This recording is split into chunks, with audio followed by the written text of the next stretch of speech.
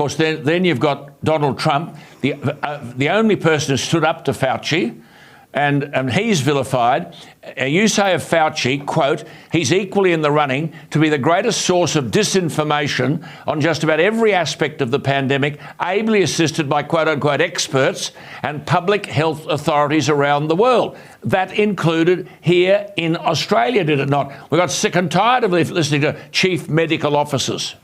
Yes, that's exactly right. And what is really shocking about it is that at the same time as we were given a barrage of misinformation from government sources, they were actively censoring highly qualified people, including Nobel Prize winners, no less, who were telling the truth. And why wouldn't a Nobel Prize winner tell the truth? Because after all, once you have received a Nobel Prize in physiology, you know, or in biology, in the sciences, nobody can question you from the point of view of, you know, oh, we're going to withdraw your funding. Oh, you're just a conspiracy theorist. So these people had got to the top of their career, and people like Professor Luc Montagnier said way back in May of 2020, this virus has been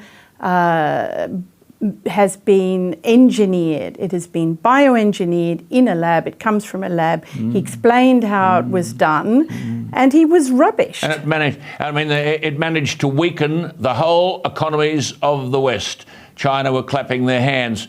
You see, we were misinformed every day, not about the virus alone, but about proved medication, about vaccination. And just on the vaccination, what about the demonisation of unvaccinated? There are still people watching us tonight, unvaccinated, who lost their job because of it.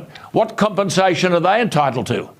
Well, nothing at the moment. I mean, they're not just people, there are people who lost their job, but on the other hand, there are people who got vaccinated and lost their lives. Lost their lives, yes. They lost their job and their life. I wrote about a fellow, Roberto Guerin, the autopsy, the report from the pathologist here, an excellent report, and it said he developed myocarditis as a result of the vaccine, and within 8 days he was dead. He got vaccinated for his job. He lost the job, he lost his life.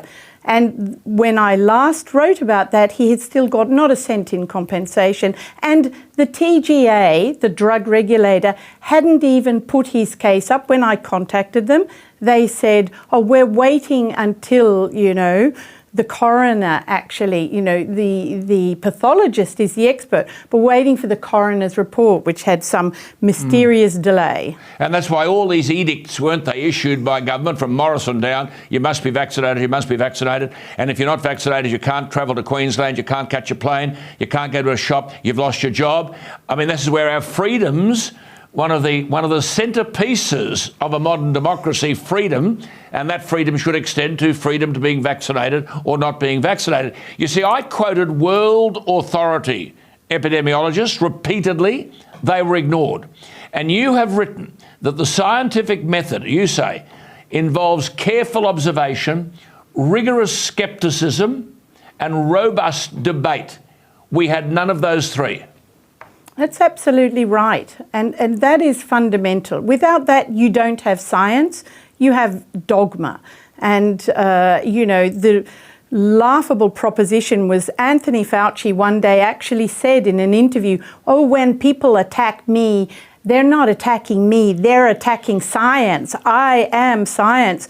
I mean, what a parody. This man was the antithesis of science.